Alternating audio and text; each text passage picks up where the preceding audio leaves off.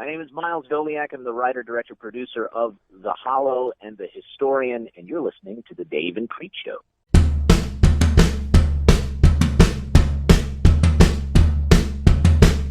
This is the Dave and Creech Show, the only podcast where podcaster CJ Creech and actor Dave Sheridan come together to talk all things entertainment with your favorite entertainers. Want to ask our guests a question? Tweet them to @DaveSheridan or @CJCNOV88, and they may be asked to our guests live on the show. We do have to ask you stay seated during the podcast because this ride may get a little bit hilarious. Now here's your hosts, Dave and Creech. Hey everybody out there, welcome to episode 36 of the Dave and Creech Show. I am your host, CJ Creech. Technically I'm one of your co-hosts, but Dave's not going to be on this part. But we've got a great episode for you today. Me and Dave got to interview Miles Doleac from his newest film, The Hollow, and it's a film that you should definitely check out. Now, to those, fair warning, it's definitely an R-rated film. It's phenomenal, in my opinion. It is not your cookie-cutter action Marvel movie or any kind of like stereotypical type movie. This movie is dark, gritty, and it packs one hell of a punch. It definitely will keep you on the edge of your seat, for sure. Now, I can't highly recommend it enough, so if it's playing in a theater in your town, or it's pretty much available at the touch of a button nowadays, so I can't say it enough. Definitely check it out. Now, before we get into the interview, which will be pretty much the entire podcast today, obviously we want you to check out the movie. Next week, is going to be another. I hate to say, but it's just the way things are going right now. Me and Dave's schedule's getting a little hectic again. Dave will be on, obviously, but next week will probably be a late night podcast as I'm heading to Atlanta to do interviews for this podcast. So I will be pretty much working almost nonstop an entire weekend, bringing you pretty much any and all sorts of interviews for the podcast. I mean, obviously you won't hear them next weekend, but they'll be released throughout the next couple of months. And we've got some great upcoming guests lined up. Now, to those who haven't checked the Twitter page or anything like that, we have already announced that Michael Emerson will be joining us for an interview. Now, Michael was in Lost, he was in Saw, and he actually just finished up on Person of Interest. It had its final season that ended this past summer. I'm looking forward to that. It's going to be a fantastic interview. Me and Dave are working on some other interviews to bring you. I believe next week our guest is going to be Jordan Woods Robinson. That's what we're planning on right now because his album Anthem will be releasing next week. And The Walking Dead, obviously, which he's on, returns Sunday. So it just seems kind of like a perfect fit.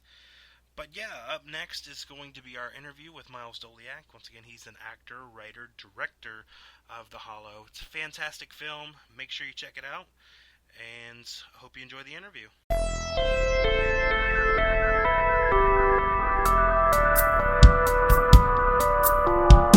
Hey, Miles. Hey there. This is Creech, and we also have Dave Sheridan on the line as well. Miles, Hey, Dave. how are you today? I'm good, sir. How are you guys? We're doing well. Thanks for taking some time to chat with us on our My podcast. pleasure. Where are you calling in from? I'm in Hattiesburg, Mississippi. Yeah, and is that pretty much where you're based out of nowadays? Yeah, that's where I live. Sort of south How central long? Mississippi. Yeah, About 70 miles from the Gulf Coast, 95, 100 miles from New Orleans. so New Orleans, and there's a lot of films that get shot down in that area. So that's an hour and a half drive. Yeah, depending upon traffic, between an hour and a half and 2 hours. When they shoot stuff, they most of the time aren't shooting in downtown New Orleans anyway. It's usually out in those Shreveport and those other areas, so that's probably even a little more convenient for you when you're going. Yeah, there's a lot and stuff. shot in sort of the Baton Rouge hinterland, and I worked on Magnificent Seven, and they shot out in sort of the St. Francisville area of Louisiana. So Yeah, the New Orleans, or much of New Orleans, has a very specific look. So you really have to want New Orleans if you're shooting in sort of urban New Orleans, right? Well, first let's introduce you. We're on with Miles Doleac, and he is the writer, director, producer, star of his latest film, The Hollow, and we're going to chat about that. It's available now. Where is it available, Miles, right now? You can get it on iTunes, Amazon. Most major cable carriers have it on VOD, DirecTV, Dish, and it is available in select cities. But if it hasn't come to your city, make sure you check it out on iTunes or Amazon on your on-demand menu on cable. On-demand, I think, is the easiest for most people. I find that it depends if you're already an Amazon user, or if there are people that have Apple TVs and it might be more convenient for iTunes, but since most people have either DirecTV or the cable hooked into their large viewing apparatus, it's usually, okay, remote control, click of the button, demand, and it goes into your bill, and that seems to be the easiest way to, I guess what I'm saying is the most convenient way is what people are discovering they use, and which is eventually Amazon and iTunes, especially with their Apple TV, and Amazon has put their Amazon Prime on a lot of video game consoles and stuff that have the ability to also be at your fingertips right with your remote control. Before we even talk about the film, let's just back up and talk about Miles personally, your career. We have a lot of aspiring filmmakers that listen to our podcast, and so I always like to break it down in terms of especially when I'm interviewing someone like yourself who is a writer, director, actor, and has managed to get going and get his stuff produced, work hard at it, and get himself into theaters, which is a major accomplishment. I think you know how hard that is. But how did it all start for you, just in terms of what you're about? Who is Miles? Well, I've wanted to be involved in the movie since I was 6 years old, and I saw Raiders of the Lost Ark for the first time. I saw that movie at the old Hardy Street Cinema here in Hattiesburg, Mississippi, where I grew up, where I still live, although I've sort of been all over the place in between. But I knew I had to be in the movies, and I quickly took to the stages of my hometown here. I wound up going to college at the North Carolina School of the Arts, which is a pretty celebrated arts conservatory in Winston-Salem, North Carolina. I moved to New York and founded a theater company there, and did some shows and worked on a soap opera, worked on All My Children. That's how I got my AFTRA card. And I got into SAG via AFTRA way back when you were a member of AFTRA for a year or so, you could join SAG. Did some, small things here and there, indie movies and whatnot, but didn't get much traction. I moved out to LA and did some more small things out there, and founded another theater company and did a couple of productions that I was really proud of, including the production of Julius Caesar that we did at the Lillian Theater on Beverly. But for me, it really wasn't until I had moved to New Orleans. It was after Hurricane Katrina. I had, to one degree or another, left the entertainment thing behind because I had gotten into academia when I was out in Los Angeles. I had met a professor of history from UCLA, and we really hit it off. I wound up taking some courses with him.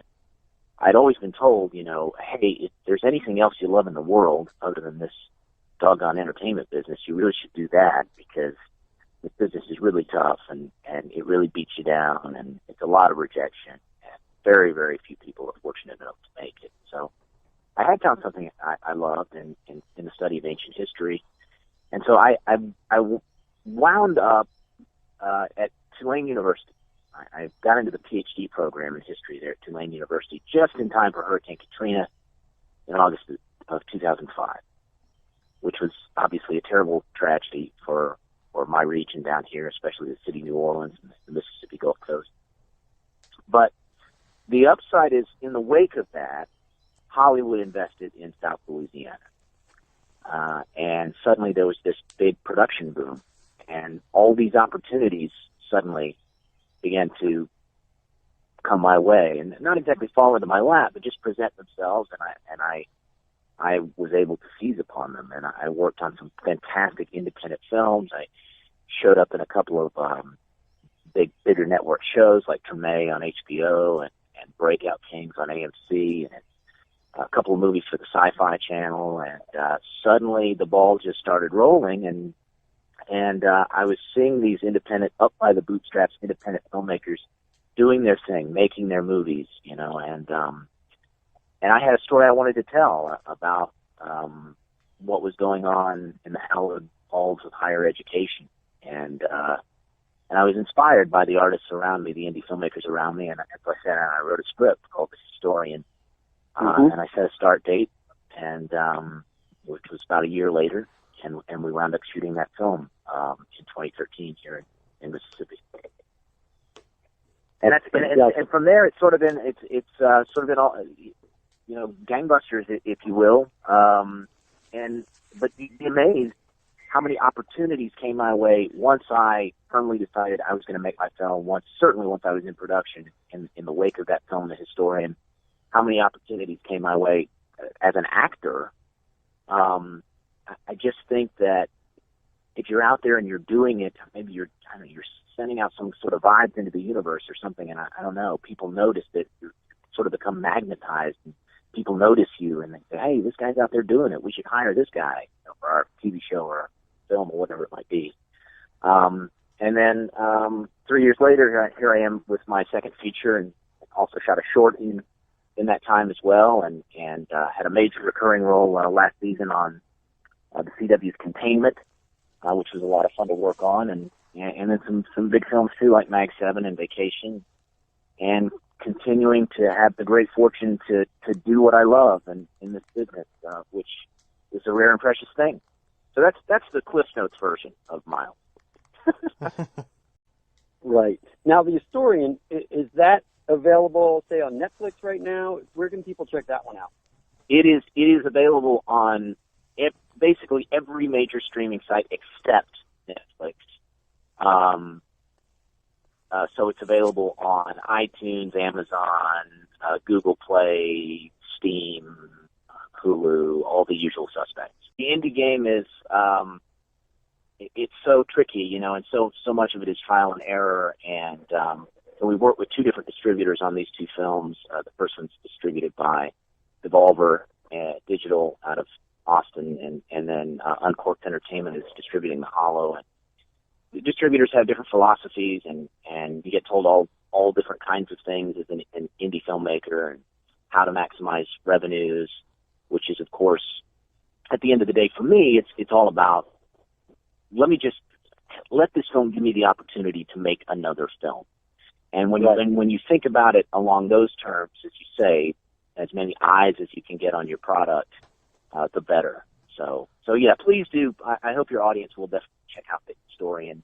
And with both films, unfortunately, audience scores, audience reviews are a huge metric. So if you see either film or both films and you like them, please go on IMDb, please go on Rotten Tomatoes, give us a positive rating, write a couple of words of review, so that when other folks come around, you're pointing them toward our films. That would be really, really special. Jumping back to your first one, The Historian, you wrote the script, you wrote a world that you knew, because you were a historian major, you're going to your, earning a degree. So did you get a degree in history, or what was did you end up? Yes, my PhD is in history. Master's? Yeah, I have a PhD in history. PhD. Wow. Creech, do you have a PhD? I do not have a PhD. I don't think I even have a bachelor's degree. I don't even think I have a pH balance going on right now. I have to check my pH balance. So while you were there, and that's a smart thing to do, you wrote a world that you knew. You know what I'm saying? You're not, your first one out of the gate was contained in the sense of at least, hey, let me write something that I know about at the spine, putting characters into that world, and we're going to get to that in a minute with The Hollow, in terms of already what I, from the first one I saw of yours, which is actually your second one, but I'm going to go watch the story now. And you know, your film is this film is character driven, The Hollow, in the sense that the characters, way more than one, almost all of them, have a story and have a background. And I'm shooting a film right now, and I have a partner, police partner, and he's sitting there. You know, we're meeting at the trailer before we go to set, first day, and he's talking about his background of his character, and hey, this is my name, this is my wife's name, this is what we're doing, this is why I'm a cop, blah, blah, blah. And I'm like, and I almost forgot, because a lot of times, honestly, I've done enough films where sometimes I'm just like, I'm not saying I've done it so much that I don't think it. I do put the thought into the characters, but yet at the same time, I take it for granted that I already internalized that stuff quickly within myself,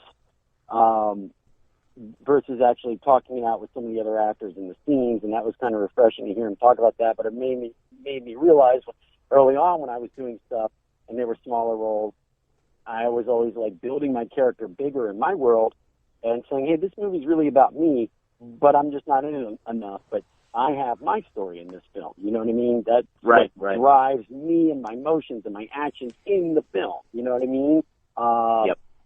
Case in point, well, we'll get to the Hollow in a minute, but you had the script. And so how did you get financing, you know, for the script? Was it self-financed? Was it a group financed? You know, and what was the budget of The Historian? Both films are were group financed by private equity. Right. And the budget, all told, of The Historian was in the ballpark of $350,000. It's one of those things where you just go out and you beg and you plead and you create your investor memoranda and you create your lookbook, and you, at the same time, you're reaching out to actors who might raise some eyebrows, who might make a difference, and you're beating the bushes and you're beating the streets to try to get someone to invest in your product, and of course, really first and foremost, to invest in you, because that's what you're selling. You're selling yourself. Right. You're not only selling this film, you're selling your next 3 films and what you might ultimately become as a filmmaker. Right.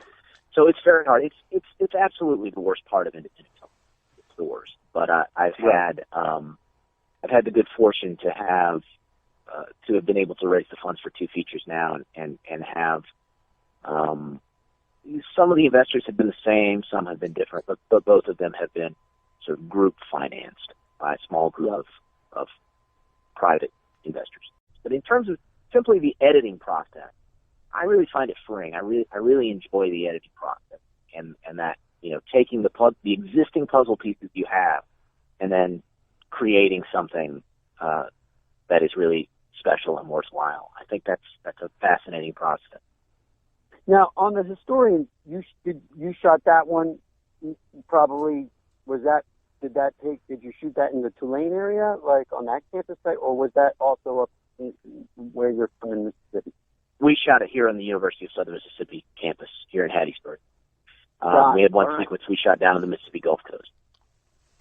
So, which leads me to sort of your hometown Homer-ish shooting, you know, rampage you're going on here. Is that's pretty cool to be able to shoot films where you grew up, and you must. I mean, it certainly probably helps knowing locals, knowing the people, and maybe securing some locations. And how did you find? How'd you like that process? It's another interesting and at times can be a very tedious process. I've been fortunate to have location managers working on both these films. With The Historian, we knew we needed the university's support, and if we couldn't shoot it on the campus of Southern Miss, it was going to be a very hard thing to bring to fruition. But we did. The university was very generous in allowing us to shoot, basically allowing us free reign of the campus within certain parameters. So it came off. The university comes off beautifully in that film. I mean, I think it's a great picture postcard advertisement for the University of Southern Mississippi campus. With the Hollow, it was a bit of more of an intriguing process because of the types of locations we were looking for. We wanted gritty Mississippi. We wanted dive bars and mom and pop ticket packs and burned out gas stations and trailer parks and things that had a very specific look to them. Well, the people who own those places are quite a bit more eccentric and complicated than the folks in the administration of a major public university. So that was an interesting process, but ultimately rewarding because of the way those locations came off in the film. But at the cool thing is there are very few people who don't at least sort of nod at or smile at the possibility of their location showing up in a feature film. That's kind of a cool thing. If your locations have never been in a feature film. And, of course, a lot of people down here don't realize what film production entails. They don't understand that, well, we're going to come in your location and we're going to be here for 12 hours and, you're not going to really be able to watch what we do. Maybe you can watch from the monitor at Video Village, some distance away from the heart of the action. But we're going to completely, like so many ants or whatever, take over. And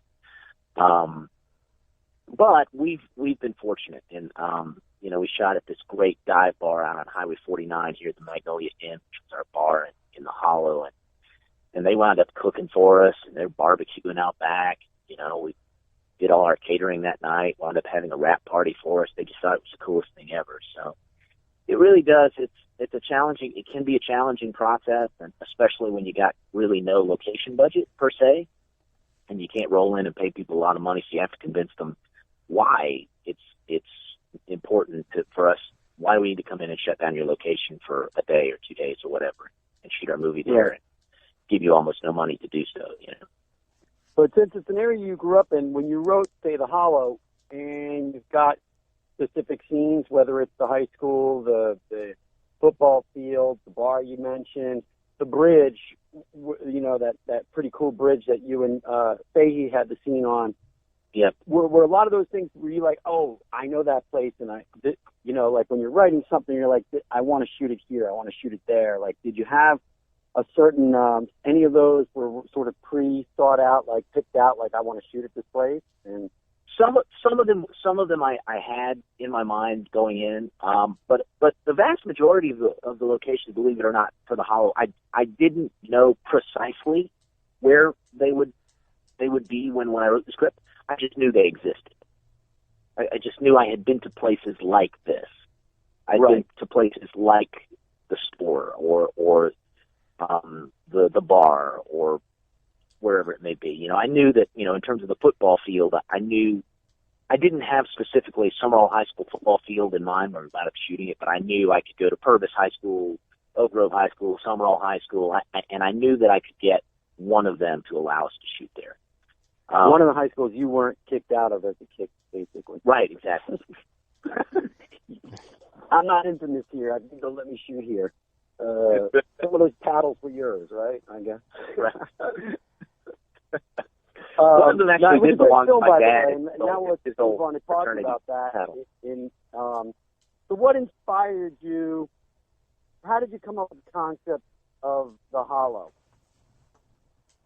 Well, I'd always been enamored with the true crime genre, and I had always kind of wanted to write my own true crime film. And that combined with the fact that I wanted to do something that was Southern Gothic. I wanted to do something that was squarely set in Mississippi. For the historian, we set it in sort of anywhere USA, willfully so. We didn't want to say that this epidemic in higher education is specific to Mississippi. It's going on everywhere. But this one we wanted squarely set in Mississippi, and we wanted it to feel deep South Mississippi. Mississippi, I don't know if you know, has a rich literary legacy of people like William Faulkner are from here, Tennessee Williams, Eudora Welty. And I, in high school, was exposed to their works, and they had such this wonderful, unique perspective their characters. They were so rich and dark and complicated and romantic and all these things. I kind of wanted to write something in that vein that, in some small, very small way, paid homage to their legacy. And some of my favorite movies are in this genre: No Country for Old Men, Blood Simple by the Coens. I think the height of what the genre is capable of was demonstrated by season 1 of True Detective, which was so amazingly good, I thought. And so I finally said, I'm going to write my true crime piece, and I'm going to set it in Mississippi. We're going to shoot Mississippi from Mississippi, and hopefully it'll come off. So I know a lot of people down here too who have been involved in or on the fringes of small town law enforcement. And I just started listening to stories, and one of my friends in particular told me this sordid tale that's sort of a loose approximation of kind of what happens in the Hollow, very loose approximation, and with a little massaging and reframing and putting pieces in a slightly different order, it seemed to really work well for a screenplay. So that was sort of the germ of the idea. Right. And then going back to the historian, William Sadler is in that. And how did that come about? You know, getting an actor, you know, on your first film, an actor with sort of his pedigree, and did you meet him on set shooting when you were doing some of your acting stuff, or was it just simply getting a casting person to get the script to him? How did that work out? Well, Bill and I were in a movie together called Seagirl Run, which was a South by Southwest in maybe 2011. I'm not 100% sure. But we didn't meet on that film. It was directed by a longtime friend of mine, Nate Meyer, with whom I went to school at North Carolina. And when we were looking for that role of Hadley and the historian, Nate suggested Bill. And I had always loved Bill's work, and Nate kindly agreed to make an introduction over email. And so I was able to submit the script to Bill directly. I was able to send him an email, tell him why I thought he was perfect for this, send him the script directly. We did have a casting director on that, Jody Collins, who cast all the major roles in the film. But that personal connection always makes a huge difference, as you know. I mean, if you don't have to start with the agent, it just makes all the difference in the world. So we did have this mutual acquaintance, and Bill and I hit it off pretty quickly, and now I'm very proud to call him a friend, and I think at this point I've gained enough of his confidence that he'd do most anything that I did, which is just an amazing, humbling thing coming from a guy who has been in hundreds and hundreds of movies and TV shows at every level, and Shawshank Redemption, and Bill and Ted, and Green Mile, and Iron Man 3, and all this wonderful stuff. So yeah, we got lucky with Bill, and I was able to forge a relationship sort of outside of the, that circle of iron, which is the domain of the agents, Yeah, we like to call them cock blockers. Yeah, yeah. I mean, that is something else. When I see your cast, and it's an amazing cast, except for the young guy that plays the sheriff, or now the deputy, you. But now, like, you see your cast, and to get those guys out to Mississippi to shoot, that speaks volumes to the script. It speaks volumes to the characters that you wrote within the play. I'm friends with Forsythe. We had him on last week, and he loved. He was drawn to the character. He was drawn to the film, and he mentioned that party, by the way. He loved that party at the end. At that party. Yeah, yeah. It was the best rap party he's ever been to. Yeah, that's good to hear. And so it just, I definitely think what's your thoughts on, like, how do you think you got, say Forsythe or Fahey, like, how did you attract those actors? Was that straight up again from, like, you reaching out, or just straight up, like, just the casting director reaching out? Well, we had, with Forsyth, our casting director on The Hollow, Adrian Stern out of New York, had cast Will Forsyth in a couple things previously, and she suggested him when we were talking about the role of Big John, and I've, been following Forsyth for many years. And we just reached out, and first to gauge whether there was real interest, and then, we made him an offer, and the script wound up resonating with him. So, and thank God it did. He was just perfect in the role. He's such a magnetic actor and able to convey such menace without raising his voice or moving a muscle. So he was great. Fahey actually was recommended or suggested to us by his manager out of New York, based on a breakdown we put out. I knew we had to have a very special actor for that role. It's one scene, but it's such an important scene, especially in that it humanizes the character of Ray to such a degree. We find out so much about him and his past and where he comes from. So I knew we had to have a really brilliant actor in that. And Jeff Fahey I have loved since The Lawnmower Man. And so when Jeff Fahey's name came up, I was like, yeah, absolutely, Jeff Fahey. And there's so much emotion and sadness and melancholy and going on behind his eyes. I love his work. So we were able to get Fahey that way. And James Callis, my good buddy James Callis, Battlestar Galactica, I was a huge fan. His Gaius Baltar was my favorite character in the show. We had a heck of a time casting that role. We were down to the wire, and somebody brought James' name up. It may have been Adrian, it may have been Lisa Bruce, our executive producer, I can't remember.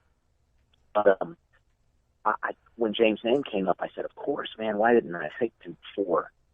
And we sent over the script. I was able to get him on the phone within about 24 hours. We talked on the phone for about an hour and a half on Thursday afternoon. We're set to start shooting on Monday, by the way. This is Thursday, the week before. And he said he'd let me know something later that evening. And about 10:30, we got a call that James was in. So with no time to spare. So it was each of them, had their own story. Christian Seidel, you may know from Boardwalk Empire, and I had known her from Boardwalk Empire as well. Was recommended to us by her agent. We had sort of forged a relationship with John Mason at Buchwald because Buchwald had represented Bill back when we were working on The Historian, and so we sort of sent some feelers out to them, and they presented Christian as a possibility, and so that wound up working out famously. She's worked with Forsyth on Boardwalk. I think he was on Boardwalk Empire as well, right? Yeah, Forsyth was on Boardwalk as well. Yeah. I thought there was a relationship there when you mentioned the casting director from New York. I thought, that's how you got Christina. So you talked about the scene with Jeff Fahey, and I wouldn't say it's the hinge turning point because we see the pieces sort of about him, but up until that point, it's like, okay, is he bad lieutenant here? Is he just a dirty cop? And then you realize he was this veteran, which we set up prior to that, and was just kind of put in this position out of his issues, coming back from the war, trying to figure himself out, and he's kind of been slowly put into this position, got in deeper than what he thought, and he does, what you see in this sort of quietness of some of those takes is he's fighting with his own morals, and obviously when his family, when it touches into the family, it's crossed the line where now he's got to go and step up back to what he really probably is more grounded in doing, and when he visits his dad, that's where you see this, oh shoot, this guy's not the bad guy. This guy is, a victim here in a sense of his own doings in some sense, but a victim of circumstance, a victim of our society, the war, and stuff like that. And I love that part where, say, he offers him to, let's go ride some horses. You know what I mean? Like we did as a kid. Yeah. And you can't go do that. And you just feel so bad for both of them. You're just like, God, I want to see that. You know what I mean? I want to see these guys, heal, and get back. Like, there's no going back to that innocence of when you were a kid. Right. But everyone is dealing with a sort of father-son conflict or a family conflict in this. You've got Forsythe with his grandson and sort of what's going on there, and Callis, who's the lead FBI agent in it, and he's dealing with his own fucked upness several times over of what he put himself into and trying to repair his family, all while this is going too. So in a weird way, everyone is on the same path in terms of, what matters to them is this family thing, but we're all in this other issue, and we can't really deal with that properly, and it's almost getting in the way. And at the end, it's sort of like it's all come full circle in terms of everyone dealing with that in their own way, or at least coming to conclusions on those storylines. Some need a different end than others, let's just say. And then I love the fact that they were both, veterans. The FBI agent, and he's dealing with his own ghosts on that, and your character, who's probably was, in my mind, was a little bit more screwed up by his experience in the war, but they're both equally screwed up, and they just were able to deal with it in different manners because they had different trajectories and backgrounds and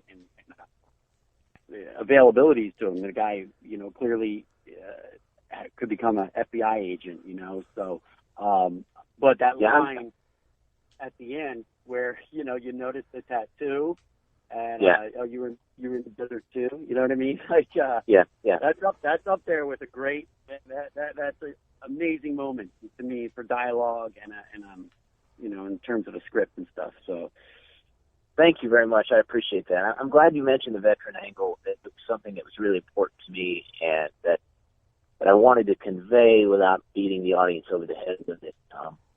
The parallelism of Ray and Vaughn both being veterans, and it's just a real problem, I think, in our culture, which is we send folks off to fight wars and to see death and destruction and deep despair, and then we expect them to come back and be normal, thriving members of everyday common life, again. And it changes them. They're not the same. They are wounded and affected psychologically, if not physically, or both. And that's certainly true of both of these characters. Yeah, for sure. Yeah, and I like how you underplayed that, although it came through. I watched your film at Starbucks. We were sent a link to watch it, ahead of time, and I always have that issue of like, I want to make sure I have uninterrupted Wi-Fi. I'm not going to watch it at my house because I have issues with Wi-Fi. It's so spotty at my house.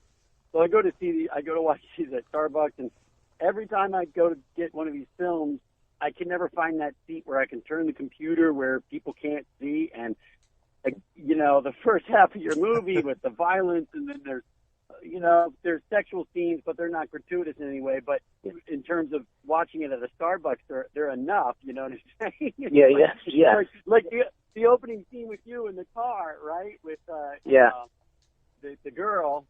It's like I'm trying to oh crap, and these people just want to order their drinks over my shoulder, looking at my computer. I'm like, I gotta get through this. I definitely encourage people to check it out.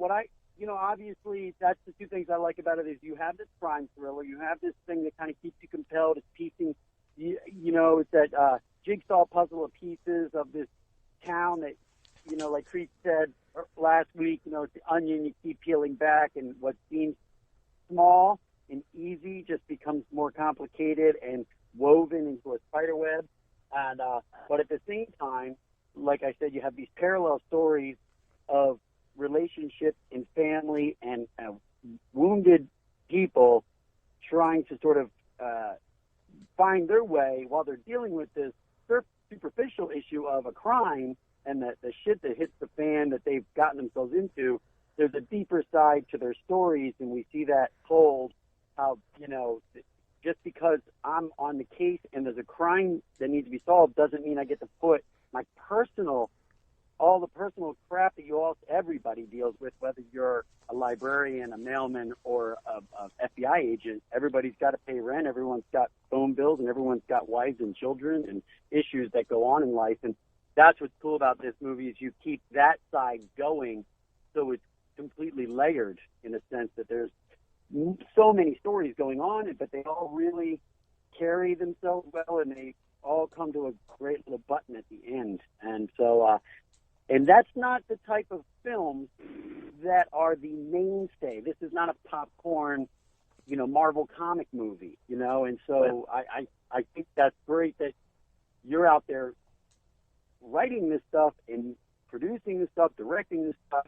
independently, because it would almost be impossible to get these kind of movies made on the major level movie, because they just don't have the time. They don't want to tell those type of stories in terms of characters and sit down and let things, it's a throwback in the sense that you're in I didn't catch the Tennessee Williams side of stuff with, what did he do? Tin Roof? Did he do Glass Menagerie? Who did the Glass Menagerie? Yeah, Glass Menagerie, Town on a Hot Tin Roof, Streetcar Named Desire, yeah. Yeah. Now that you mention that, I see a whole lot of that in there, and that's pretty dang cool. So, well, certainly in the character definitely. of Big John, in Forsythe's character in particular. Yeah. I think he might have had Blanche's fan. That was actually the fan that Blanche used. That was very Tennessee Williams, the fan, yes.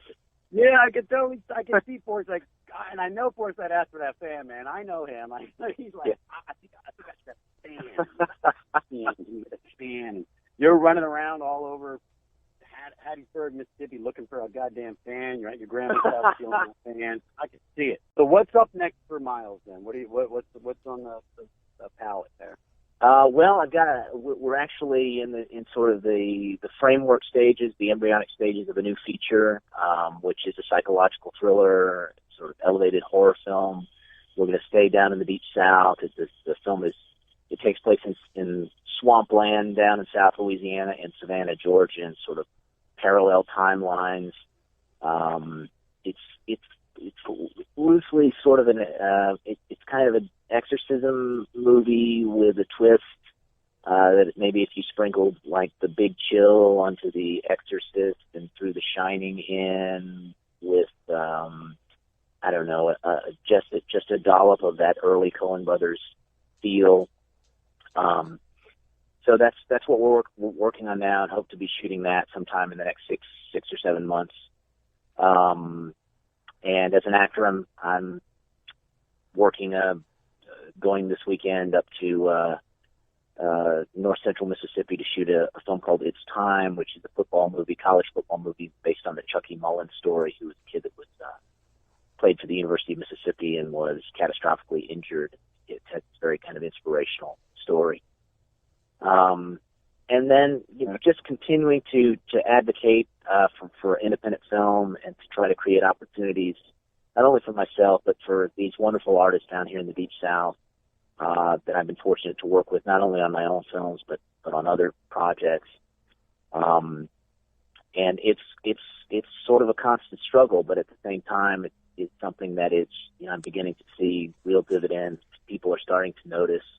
And that is especially true at the Hollow. We're doing a great event in New Orleans Friday night, opening the film in New Orleans. They have a lot of the cast there at a place called the Zeitgeist Cinema on Aretha Haley Boulevard. And New Orleans is one of my favorite cities in the world, so I'm really proud to share the film there, to show the film there. And so lots of things in the hamper, and hope you guys will continue to talk up our film. I'm really, really grateful for your support. Absolutely, and by the way, I'm based out of Charlotte, so if the film ever gets, I don't know if it's already played in terms of like festivals or anything in this area, but I'm sure you'll be doing more festivals with it and stuff like that, and definitely keep me posted, because I'd love to come out and support it if it's anywhere in this region. I absolutely will, sir. I absolutely will. Hey, what's your role in Magnificent Seven? Because that's actually on several thousand screens right now. If you want to see it's very small. Yeah. It's very small indeed, but it was a really cool thing to do, because one of the opening scenes, I'm at a card game. I'm playing cards with Chris Pratt's character, Faraday, and took us about 2 weeks to shoot this sequence, which I think is maybe 5 to 7 minutes long. Maybe it's the sequence at the beginning of the movie where Denzel comes into the saloon and he meets Chris Pratt's character, and he winds up shooting up the place. But it was really cool to work with Chris and to work with Antoine Fuqua. I've got some nice little shots in there. It's enough of a role that people who know me notice it's me. It's not just blink and you'll miss me, but it ain't large either. Let me ask you a question. Here's a heck of a lot of fun. Yeah, well, speaking of fun, this is an interesting question because here you are, you're grinding your teeth as a writer, director, producer on your own film, and one is, I actually skipped over this one because you star in both movies, and how do you, when you're doing a scene and directing, what's the difference between, say, that mentality and the ones where, okay, I'm not even in this scene, and now I get to sit back and relax a little bit, and now it's maybe a little bit more focused on, I'm just wearing a director hat here. What's the difference there, and how do you deal with stuff like that with just personally when you're doing it? I think in theory, there should be no difference in terms of whether I'm acting in my own movie or whether I'm acting in Antoine's movie. There should be no difference. But I find that in my own movie, it requires a lot more. You have to be a lot more prepared, and you kind of have to know the character as a kind of second skin by the time you start shooting, so you can just walk seamlessly from the director's chair and into character when you step on set. I certainly felt that way about Ray Everett in The Hollow.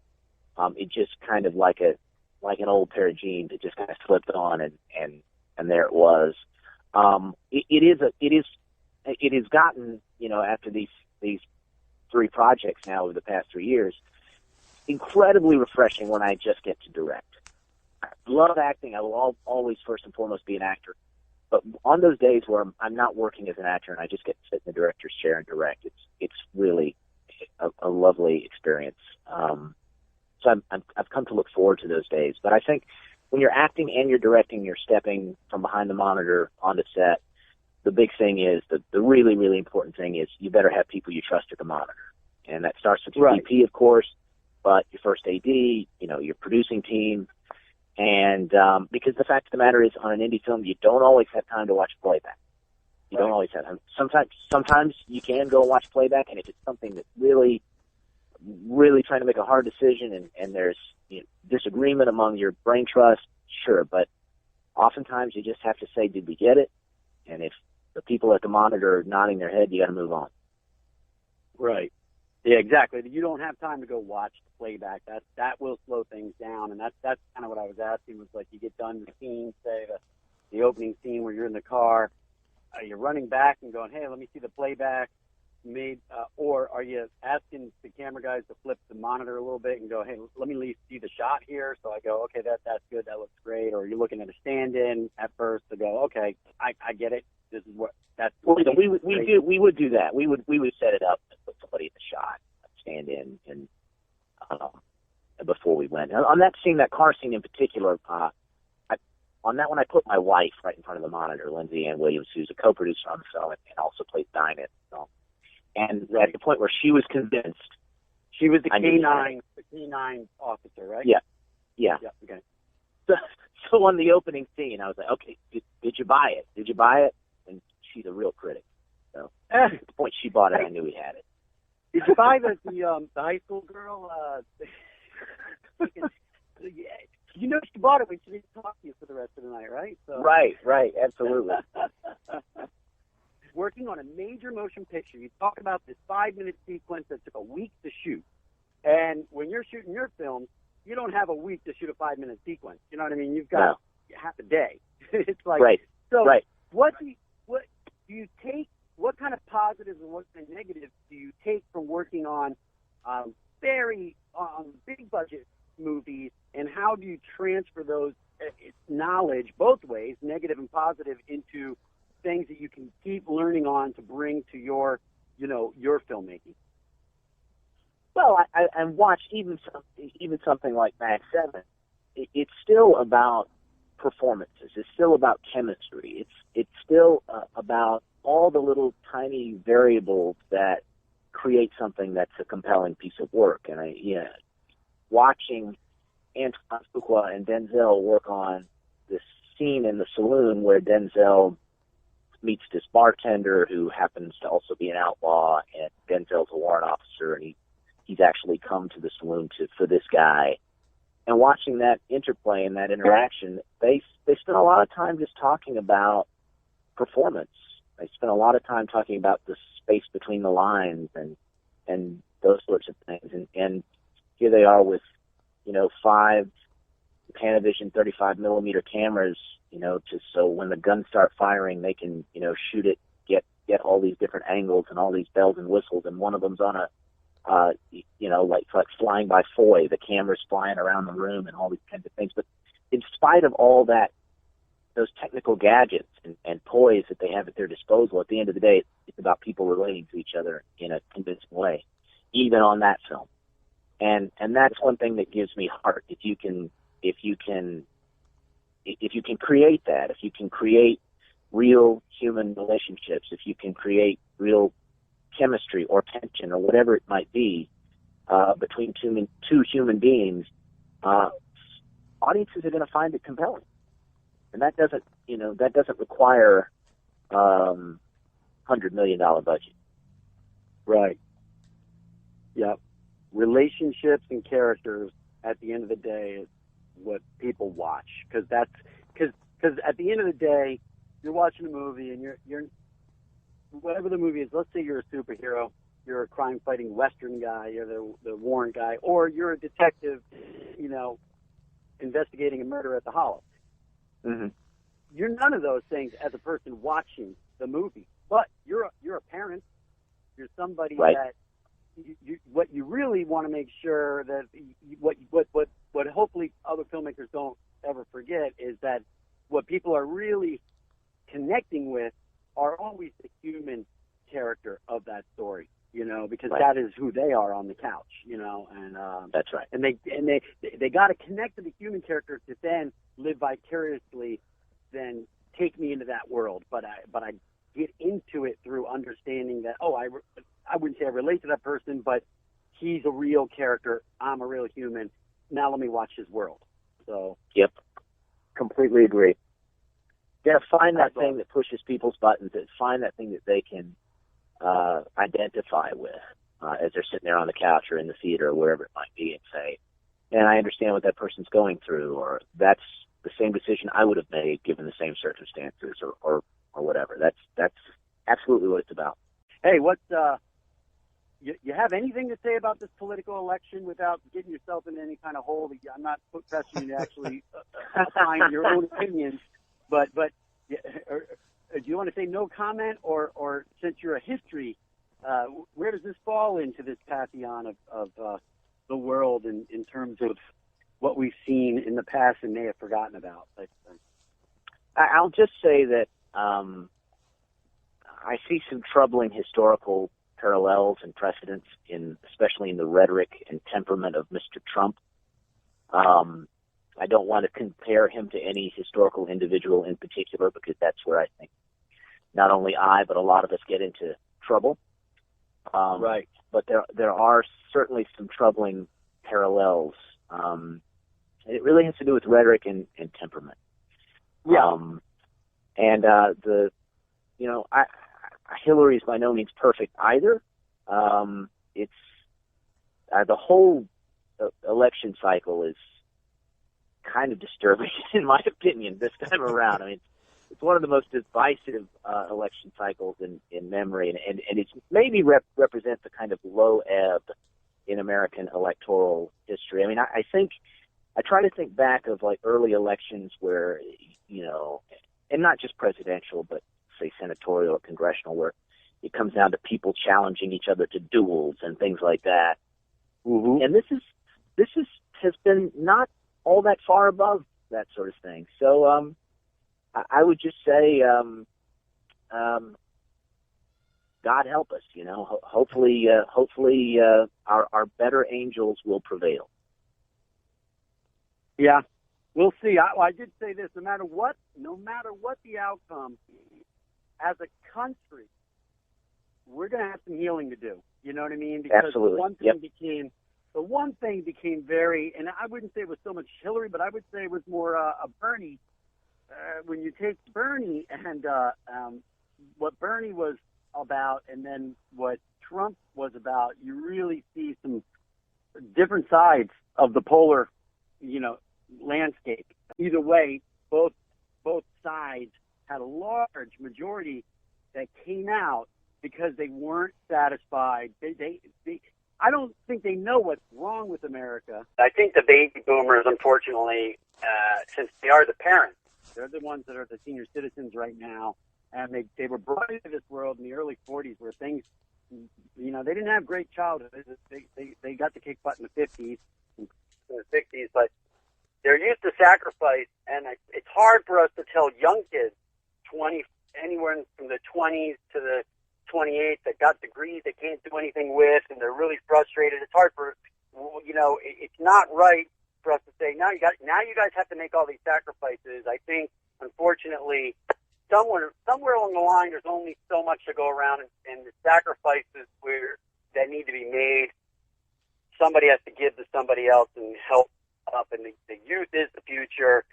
So I think the elders, which we will respect, but at the same time, they're going to earn it again at some point, they're going to have to make some sacrifices. They just cut Social Security. People just noticed that these checks that just went out this month were less than before, so they're already starting to scale back on that and the Medicare and stuff like that. But it's up to hopefully, when they make their sacrifices, they'll count on their kids to carry them forward as well in their elder age. But somewhere along the line, somebody's going to have to sort of, and it's interesting to think that this generation of baby boomers came in, at World War II, sort of at a period where we were, many of them were like in one-bedroom tenements, getting to that American dream was just being started out. Those sort of cookie-cutter tract homes and stuff like that was all in the 40s, the doughboy houses and the, Social Security and the New Deal was, kind of implemented before that, but really just sort of started getting into the government systems of it all. And at some point that has to end. The government can't fix what we're about, we have to fix it. Absolutely. But I speaking the rhetoric you were talking about, the comparisons, and I think I know you're talking. It makes me want to go read his Art of the Deal, because obviously he probably just modeled that off of My Comp or something like that. I don't know, because it seems to me like if you go back and watch, there's the one that says this video will get Donald Trump elected. It's on YouTube. The millions of hits. But his rhetoric has been the same since 1969. Multiple interviews, and it was almost a matter of, if I keep saying this and I keep saying the same issues, eventually society is going to come like a deer hunter on a stand. If I stay and I just keep saying the same mantra over and over and over again, it might just time out that it becomes at the right time, the right moment, that it lines up with the frustration of society where I can take advantage of that. And this was his shot at it. And I don't think it was I don't think there was just not enough despair to really carry over, but it's dangerous. You could see how something like that, can play out with anyone else that might want to pull that same thing if we were more destitute and there were scapegoats to blame and stuff like that. And the one thing I always tell people to ease off on was, like, I really highly doubt the guy that says you're fired on a reality show would be, in comparison to what some people have compared him to Hitler. I go, he might have modeled a lot of his political strategy in that way, but I don't think his ideology, he was not backing that harsh of an ideology. I wouldn't go that far. I wouldn't go that far, but it is the rhetoric, and it is the sort of pitting people against one another and blaming certain groups of people for the woes of the whole Exactly. And that, look, that's not Hitler. I mean, plenty of petty dictators and tyrants and psychopaths have used those same tactics throughout history. So, no, I mean, I wouldn't go that far. Right. But, you know, it is, I've read works by social scientists and demographers and others who talk about how exactly what you're saying. You know, he uses very short declamatory sentences. You know, make America great again. It's very short and direct and to the point, and he just keeps saying the same things over and over and over and over and over again. And in our fast food, you know, society, short-term memory kind of society, that appeals to a lot of people. They just keep hearing the same thing, like a broken record on repeat. And maybe if he were slightly more articulate and charismatic, it's not that he's uncharismatic. He's certainly charismatic in his own way. Maybe he'd be doing a lot better in the election, but he's not slick or suave or, you know, he's just kind of a bore. He's kind of coarse, in spite of the fact that he's, you know, lived his entire existence as a millionaire. Well, so, I think he lacked his compassion. The one thing that's never read is any sort of compassion on some other level. You know what I mean? The guy, you know, because the way he's taken it by the balls, but, you know, when something like the Charlotte riot or stuff going on in Chicago, it's sort of like, I think what could have took him over the top, man. Imagine if that guy got boots on the ground and walked in and said, I'm gonna be sitting here until we stop this. People, that would show that the guy is sort of ready to like step in with a heart, and that's the big thing that's missing. And that's probably a good thing because that shows that compassion is led by the heart, and if your heart's not really in it, I'm not sure he even thought he would get this far. I think he was out to just torpedo the bushes, and then realized, holy crap, I won this thing. How do I? You know, he's almost like I think he's probably at this point just going like, how do I get out of this? Because I don't know if I really wanted to run a country that long. I do think what is missing on everyone's agenda is that in March of 2016, Cuba signed an $11 billion deal with Marriott Hotels to basically start the infrastructure for Cuba to be opened up and build resorts and hotels down in Cuba. And of course, the most that has to gain are people that have resorts, casinos, golf courses. We're talking about Trump here. And then Russia, because Russia is the benefactor of the economic basis of, you know, Cuba's not making Russia any money. And who's he friendly with? Putin at this point, because it's sort of like, I want to be friendly with Putin. I want to be president, and I want to notch out my Trump golf courses and casino resorts down in Cuba because that is the next frontier of commerce, you know, and it's going to help Cuba. It's going to really help Russia.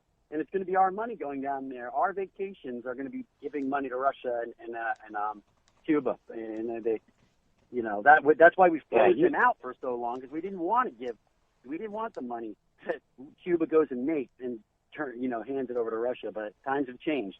So that's a very, very good point. I think you made, but I think you're right. I almost think he did it on a dare or something. On a bet, and now it's just he's going to turn it into some kind of reality television show by claiming that when he loses, it's rigged. I don't know. Maybe that's his end game. You're absolutely right about the compassion angle, which, one of the things that, if you look at, say, George W. Bush, Bill Clinton, Ronald Reagan, John Kennedy, they come from different parties. They have different platforms and perspectives and policies, but every single one of them in their own way had the ability to make the American people feel like they cared about them personally. When you see George, whatever you think of his policies, when George W. Bush is standing atop that rubble in New York City with those firemen, he says, people who knock these buildings down are going to hear from all of us soon. It's hard not for that your breath to not catch in your throat because you feel like that man, he empathized with all of us, with our pain. Clinton had the ability, Reagan had the ability, Kennedy. So it's not a Republican-Democrat thing. It's a human thing. And Trump doesn't have it. He does not have that button where whatever it is. And that's you're absolutely right. That's what's missing. That's why he won't win. We're talking about the election. I don't even know now. Well, whatever. It's fun to chat about, that's for sure. But yeah, that's how Dave and Creech rolls. Always political. Yeah. Hey, Creech. Any parting thoughts, questions you might have for Miles? Well, I did want to say he did a fantastic job in The Hollow, because the performance, your character was, on the other, he was a cop, but he was kind of crooked, so it'd be easy to just play him straight bad, but, throughout the movie, I couldn't even hate your character, even when he was doing kind of iffy stuff, because it was just so well portrayed, and I was feeling for your character the entire time. So it's just a amazing performance. I definitely wanted to give you kudos on top of everything else of making the movie. That performance was stellar. Thank you so much for performance that. Is great, and that when you're directing yourself, I can see that being really difficult. But your performance was captivating. As an actor myself, watching you. Like when you're tasing the guy and then you give that little spit off to the side, you know what I mean? Yeah. And, just stuff like that, the BJ in the car and the smaller things that you do in that, it's really good. And that line that gets me now that I watched it in hindsight, you don't see it, you don't understand the ramification, but when the sheriff tells you, who's also, by the way, dealing with his own, he's got a father-son little thing going on too with his son there. Yep. But you, and that's William Sadler's character plays your boss, the sheriff, one of your bosses, so to speak, because that's when he says, you got to chill out that side business for me. You say, it's not my side business, right? And at first I'm thinking, okay, you're basically telling him, that's my main business. That's what I thought, right? Hey, that's not my side business. I don't get paid diddly squat to be a deputy. This is my main business, and you're not going to shut me down. But the reality is, you're saying, no, I'm just a hooker here. I'm a guy that's trapped in this thing I don't want to do. Right. So. Absolutely. Well, I appreciate you saying that about the performance. As I said, I'm first and foremost an actor. I've always seen myself that way. So it means maybe more than anything when people say nice things about my work as an actor and the character of Ray. And the fact of the matter is, nobody's good or evil at the end of the day. We're all sort of morally gray, shades of gray, I guess. And we've all got good in us and we've all got evil in us, as I think Martin Luther King Jr. articulated. And when we recognize that, the better off we'll all be. And so I wanted the audience to at least sympathize with Ray. You can hate him and be disgusted by him, but at the end of the day, I felt like if I could get the audience to sympathize with his plight, then we had accomplished something. So I'm glad to hear you say that. All right. Yeah, awesome. It was phenomenal. Hey, thank you so much again, Miles, for coming on. And everyone out there, the current movie is The Hollow. It's available on iTunes, Amazon, DirecTV, VOD, all the major cable VODs. If I'm missing something, it's theaters in select cities, but if it's not in your city, if you're in New Orleans this week, check it out. It's Zeitgeist Friday night. I'm going to be there for a Q&A. That's going to be a lot of fun. But otherwise, I think you hit all the bases there, Dave. Great. And the other film is, his first one is The Librarian, and you can see that as well. Historian. Oh, yeah, not The Librarian. Yeah, The Historian. Although there might have been a scene in The Librarian, I bet. Was there a scene in The Librarian? I don't think there was a library scene. Yeah, screw it. Wound up on the cutting room floor. Books are overrated, man. They're done. There's lots of books, though. There you go. Thanks again, Miles. Pleasure. All right, gents. It's been a pleasure chatting.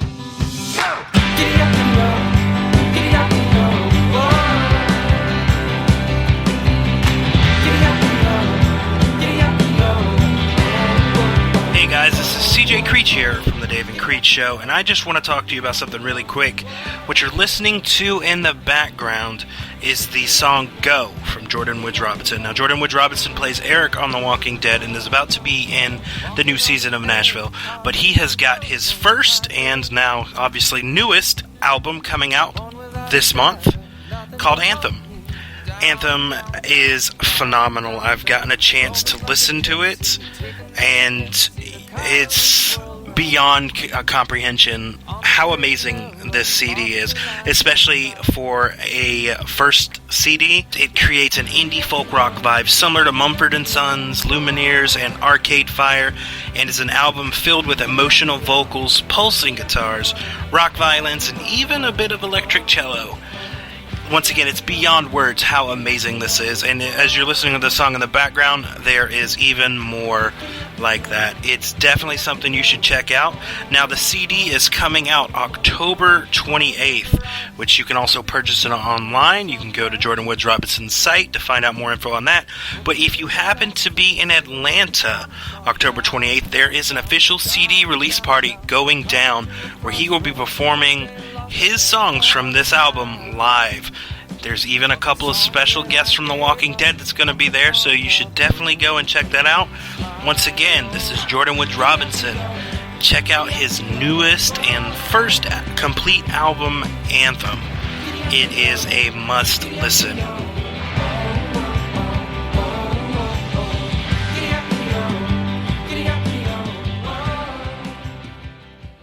Guys, well, that is going to wrap it up. I hope you learned a lot. I hope this, if you haven't wanted to see it already, I hope this made you want to see The Hollow even more. And next week, like I said, Dave will be back doing intros and outros. I just want to get this out to you now, as opposed to waiting probably to this weekend to get it, because I need to start preparing for The Walking Dead, because I feel like I'm ready to have my life brutalized just as bad as the victims of Negan's Lucille victims. Me and Alyssa will be back talking on the Walking Dead wrap-up about the episode next week. It's going to be a somber, I'm predicting, episode. We might actually be able to talk also, briefly, or, longly, if that's even a word, with one of the Lucille victims. Depending on who it is, we might actually have one of them on next week as well. It's pretty much shaping up to be a Walking Dead podcast next week, kind of like the old days of Creech Questions, but it's also going to be a Walking Dead week for me next week. Like I said, I will be going down to Atlanta for Walker Stalker Con Orlando to do press for the Dave and Creech Show. We've got Michael Emerson lined up, and I've got a couple of feelers out to some of the other cast, and obviously I'll be doing more interviews with whoever's down there. I'm looking forward to it. It should be fun. It's going to be a lot of work, but it'll be fun. And then me and Dave are working on some great new guests that we can't officially reveal yet. I occasionally put hints up on my Facebook or Twitter. However, once again, we can't officially announce it until it's pretty much set. So we will talk to you next week. Once again, I hope you enjoyed the episode. Thanks for coming onto our podcast, Miles, and thank you, the listeners, for obviously keep tuning in. And we will see you on episode 37 of the Dave and Creech Show. Shut up and sit down.